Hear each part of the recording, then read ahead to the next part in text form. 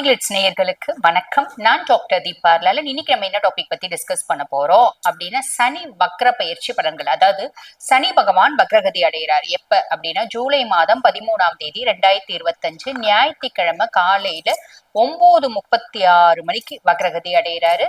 அவர் பாத்தீங்கன்னா நவம்பர் மாதம் 27ஆம் தேதி வரைக்கும் வக்ரகதியிலே இருப்பார். அப்ராக்சிமேட்லி 137 நாட்கள், 4.5 மாதம். கடகராசி அன்பர்கள் என்னென்ன மாதிரி ரகசியமான நற்பயன்கள் நடக்க போகுது அப்படின்றத இந்த பதிவுல பார்க்கலாம் வாங்க. கடகராசி அன்பர்கள், சனி பகவான் பாத்தீங்கன்னா உங்களுக்கு பாக்கிய சனியா இருக்காரு, 9ஆம் பாவத்துல இருக்காரு. பாக்கிய சனியா இருக்க போறவர் எல்லா விதத்திலயும் பாக்கியம், குட் லக், ஃபார்ச்சூன், அதிர்ஷ்டம் அப்படின்றத கொண்டு வந்து உங்களுக்கு கொடுக்கதான் போறாரு.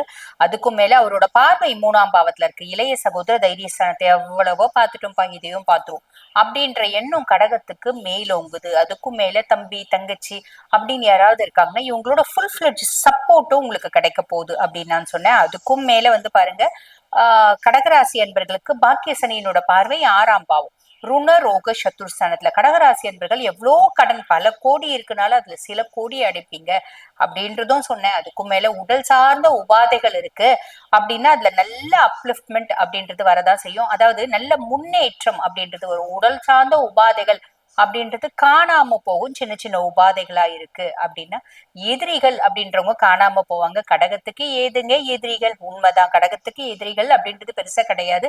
இருந்தாலும் மறைமுக எதிரிகள் இருக்காங்க அப்படின்னா அவங்களும் காணாம போவாங்க. அதுக்கும் மேல பாக்கிய சனி லாபஸ்தானத்தை பாக்குறாரு. செய்யக்கூடிய தொழில ஒரு அபரிவிதமான லாபம் அப்படின்றது வரும். இதெல்லாம் பாருங்க பாக்கிய சனியினோட ஒரு பலன்கள். நீங்களும் சொன்னீங்க இதெல்லாம் உண்மைதானம்மா அப்படின்னு. எல்லாமே உண்மைதாமா.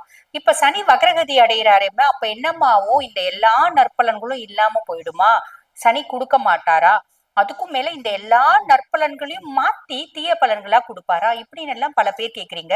இதெல்லாம் உண்மைதானா? அதெல்லாம், அதாவது அவர் கொடுக்கக்கூடிய நல்லதெல்லாம் உண்மை.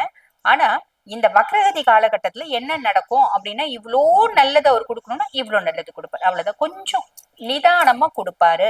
எல்லாம் சேர்த்து ஒரு 4.5 மாசம் தானே, அதுக்கப்புறம் திருப்பி ஃபுல் ஃபிளட்ஜா கொடுப்பாரு. எங்கம்மா மார்ச் மாசம் சனி பகவான் 29ஆம் தேதி பெயர்ச்சி ஆனாரு. பாக்கிய சனி அதிர்ஷ்டம் வரும் அதிர்ஷ்டம் வரும் அதிர்ஷ்டம் வரும், நாங்க இது வரைக்கும் இவ்வளோண்டு அதிர்ஷ்டம் கூட வரலையே அப்படின்னு சில பேர் கஷ்டப்பட்டதை பார்த்திருக்கோம். பொதுவா பாருங்க, சனி பகவான் நிதானமா தான் கொடுப்பார். அஷ்டமத்து சனி காலகட்டத்துல இழந்தது ஜாஸ்தி கடகம். தசை நல்லா இருந்தவங்க தப்பிச்சாங்க.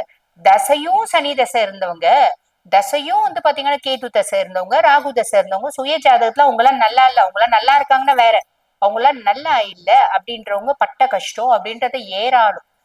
அதாவது நிறைய பேர் சாப்பாட்டுக்கே கஷ்டப்பட்டாங்க, வேலையை இழந்தாங்க, குடும்பத்துல நிம்மதி இழந்தாங்க, சந்தோஷம் இழந்தாங்க. சுத்தி பத்து எல்லா இடத்துலயும் பிரச்சனை, சொத்து பத்து எல்லாமே பாத்தீங்கன்னா போச்சு, பெரிய கடனாளி ஆனாங்க. இது எல்லாமே உண்மைதாமா. ஆனா இந்த பாக்கிய சனி நிறைய நல்லது கொடுப்பாரு. வக்ரகதி அடைஞ்சிருக்கும் போது அந்த நல்லது கொஞ்சம் கம்மியா கொடுப்பாரு. 100 ரூபாய் கொடுக்கணும்னு இந்த 4.5 மாசம் 90 ரூபாய் கொடுப்பாரு. அவ்வளவுதான், சிம்பிள். ஆப்போசிட்டா மாத்தி கெட்டதெல்லாம் சாலிடா கொடுக்க மாட்டாரு, கவலைப்படாதீங்க. அதுக்கும் மேல உங்களுக்கு கடகத்துக்கு இவர் பாருங்க லார்ட் ஆஃப் 7 and 8, அதாவது கலத்திரஸ்தானத்துக்கும் இவன் தான் அதிபன், 8ஆம் பாவம் துஷ்தானத்துக்கும் இவன் தான் அதிபன். அப்ப கலத்திரஸ்தான அதிபன் வக்ரகதி அடையும் போது என்ன கொடுப்பான்? உங்களுக்கு கணவன் சார்ந்து, இப்ப நீங்க ஜென்னா இருக்கீங்கன்னா மனைவி சார்ந்து சில பல ஆசைகள் இருக்கும் பாத்தீங்கன்னா.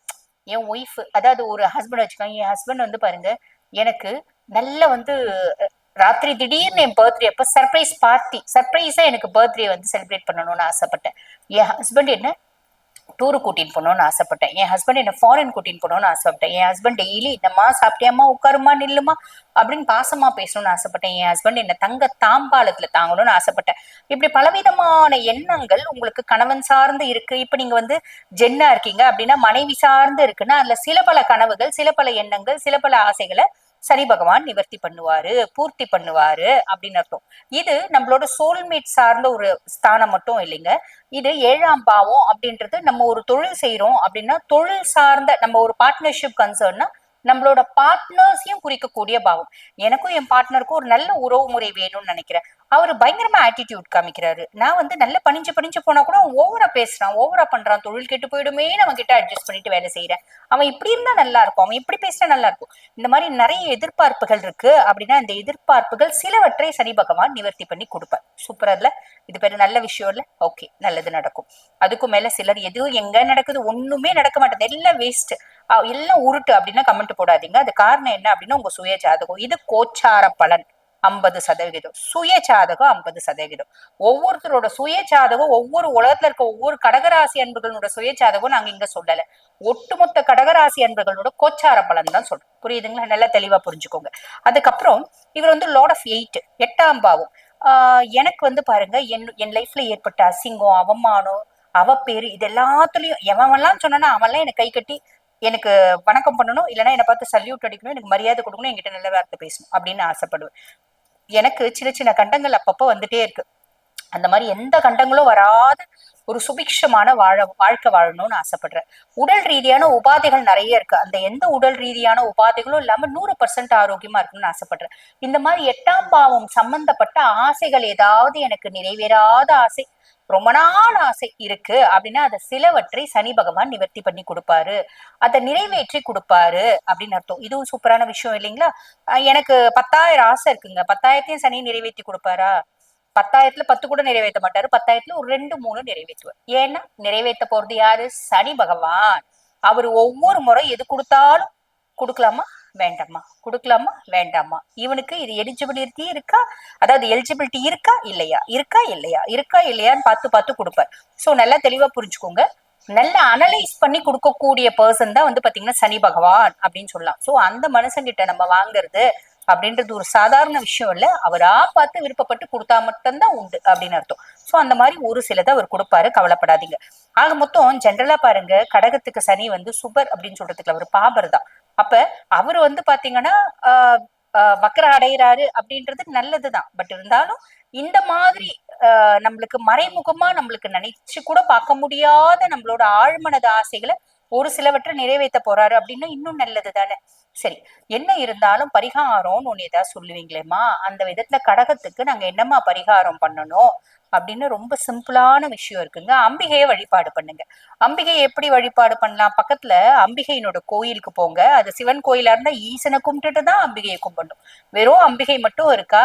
உதாரணத்துக்கு ராஜராஜேஸ்வரி கோயில் இருக்கு அப்படின்னா தாயாரை மட்டும் போய் பார்த்து, அங்க தாயார் மட்டும் தானே இருப்பா, அவளை போய் ஆத்மார்த்தமா வழிபாடு பண்ணிட்டு வாங்க. என்னன்னைக்குமா வழிபாடு பண்ணா? அம்பிகையை கும்புறதுக்கு நாள் என்ன, கோல் என்ன, நல்லது என்ன, அதாவது நேரம் என்ன, எது திதி என்ன, எதுவுமே கிடையாது. தாயாரை எந்த நேரத்துல கும்பிட்டாலும் நல்ல நேரம் தான். அது அஷ்டமியா இருந்தாலும் சரி, நவமியா இருந்தாலும் சரி, தசமியா இருந்தாலும் சரி, உங்களுக்கு எப்ப முடியுமோ நீங்க போய் தாயாரை வழிபாடு பண்ணிட்டு வாங்க. முடியல அப்படின்னா பௌர்ணமி அப்ப மட்டுமாவது ட்ரை பண்ணுங்க, வழிபாடு பண்ணுங்க, நிறைய நல்லது நடக்கும். இப்ப நான் சொல்லி இருக்க இந்த சனி வக்ரகதி பலன்கள் வந்து பாத்தீங்கன்னா ஒரு பொதுவான பலன்கள். இத பாத்துட்டு இருக்க சில அன்பர்கள் நாங்க வந்து பாருங்க சில பல முக்கியமான விஷயங்களை முடிவெடுக்கும் தருணத்துல இருக்கோம். அப்ப இந்த 4.5 மாசத்துல நாங்க இந்த ஒரு சுப விஷயம் செய்யலாமா வேண்டாமா, செய்யலாம் அப்படின்னா எந்த நாளுக்குள்ள செய்யணும், இந்த காரியங்களை இப்ப எடுக்கிறது சாத்தியமா இல்ல சாத்தியம் இல்லையா, எடுத்தா நல்லதுல போய் முடியுமா இல்ல தோல்வியில போய் முடியுமா, இந்த மாதிரி பல சந்தேகங்கள் இருக்கு அப்படின்னா நான் பேசிட்டு இருக்கும் போது என்னோட வாட்ஸ்அப் நம்பர் டிஸ்பிளேல கொடுத்துருப்பாங்க, 9994366066. இந்த நம்பர் கால் பண்ணி அப்பாயின்மெண்ட் பிக்ஸ் பண்ணி என்கிட்ட பேசிக்கலாம். வாழ்த்துக்கள்.